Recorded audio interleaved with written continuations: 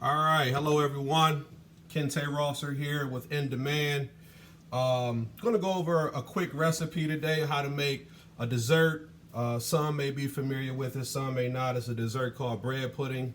In this lesson, we'll go over a few things such as measurements, some essential skills of cooking, and hopefully at the end we'll have a finished product that is very tasteful. And educational. This is my second time working with this recipe. Love bread pudding. It's a staple from my childhood. My mother used to make it all the time. And one of the things I found interesting when researching this recipe, and I used to see my mom do this, the bread that you use for the bread pudding should not be fresh bread. There's something about the consistency of bread that is a few days old that makes the custard mix that you make for the bread pudding a little better with bread that is not as fresh. So I've written out the recipe. So the recipe calls for 2 tablespoons of melted butter.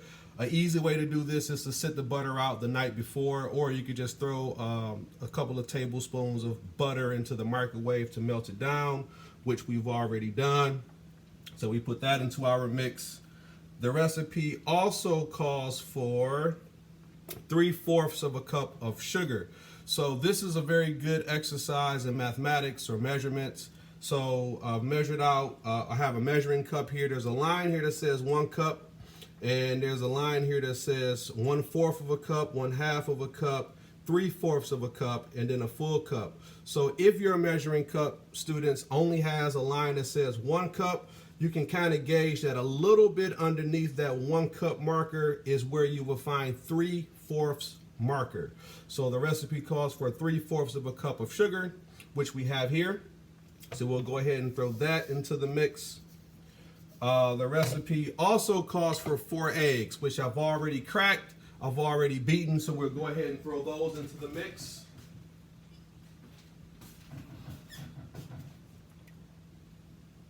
All right, so we're making some good progress. 3 of our ingredients we already have into the mixing bowl. We have 3/4 of a cup of sugar, 2 tablespoons of melted butter, and 4 eggs, which we've already beaten.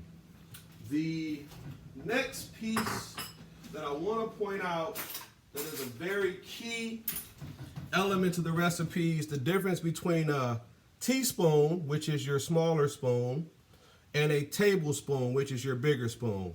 Now, for me, how I typically distinguish the two is this is the spoon that I use if I'm drinking tea.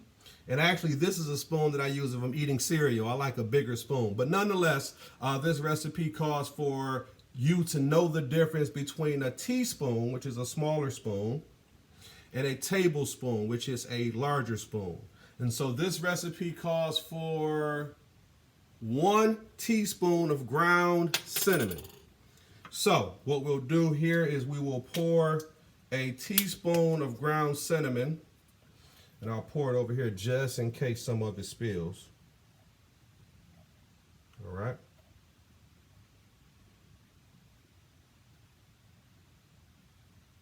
All right, so we have our teaspoon of ground cinnamon. And it also calls for 1 teaspoon, again, knowing the difference between a teaspoon and a tablespoon, 1 teaspoon of vanilla extract. So I'll pour this actually over here. Now, it's very important. You do not want to use too much vanilla extract. This is very powerful. It does not take much. It may not look like it takes much, but it doesn't take much of the vanilla extract. All right. So the next portion of the recipe calls for milk. So I've modified this recipe a little bit, and it calls for 2 cups of milk. But I remember as a kid, my mother making the same recipe, and she used to use pet milk.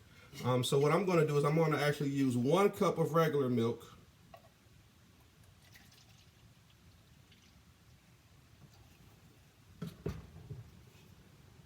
Pour that into the mix.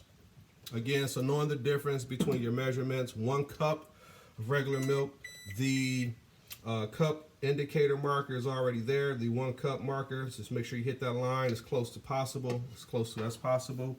What you heard there was the timer for the oven. You want to preheat your oven at 350 prior to starting this mixture so that once it's already mixed up, it's ready to go.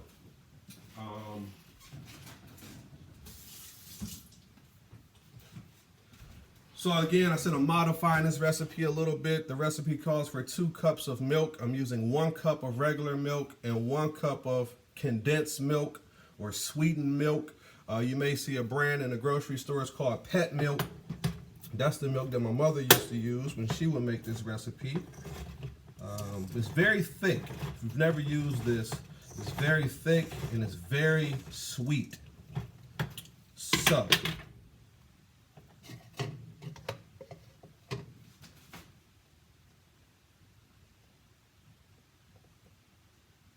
all right, so we got our 1 cup. We'll go ahead and pour that in.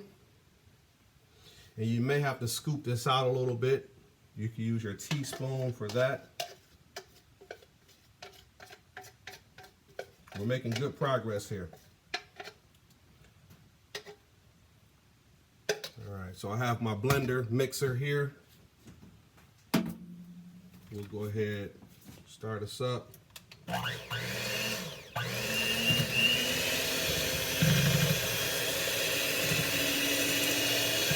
You want to mix this on a relatively low speed so that you don't make a mess.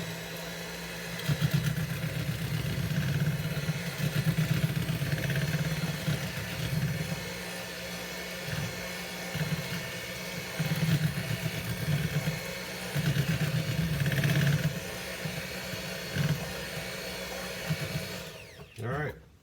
You want to double check your list of ingredients just to make sure you've included everything. So I've already written these out and I've posted them above my stove here. So two tablespoons of melted butter, check.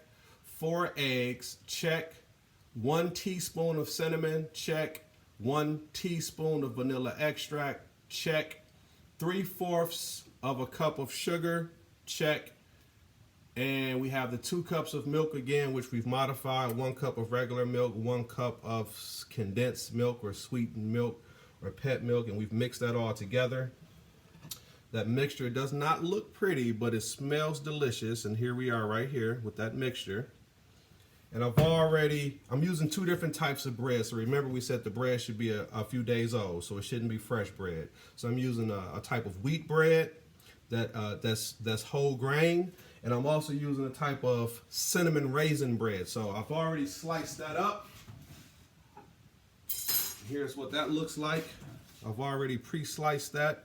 And I'm going to put this into what I guess you would call it a casserole pan dish. You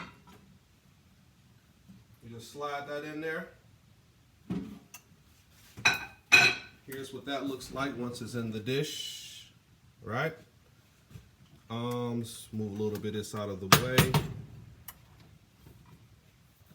And these are optional, but I have some cranberries, craisins, and I have some raisins, and it adds a nice little flavor and texture to it. So I'm going to sprinkle some of these in. These are optional. And the raisins. Get a few of those going. And after you have that, balance things out just a little bit here. You will pour your mixture, custard mixture, over the bread that you've already pre-sliced. You want to balance this out.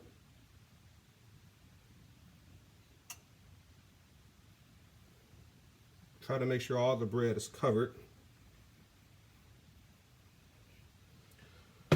Let us use our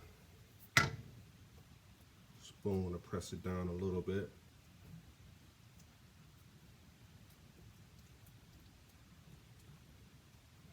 So you want to preheat your oven at 350. I think what I'm going to do is sprinkle a few more raisins and raisins.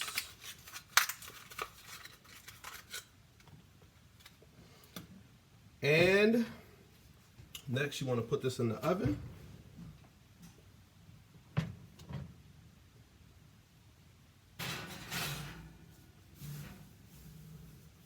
On the middle rack, students, I do not suggest you do this unless you have the supervision of your parents. It's a good recipe to maybe work out together. Parents, you can kind of work out with the measurements with your children. It's a very good exercise on math. It's a very good exercise on cooking. It's a fun activity, and for me, it keeps me very close and connected to my ancestors. Again, my mother and my aunt. This is a dish, a dessert that they used to make, and I loved it as a kid. It's only my second time working with this recipe.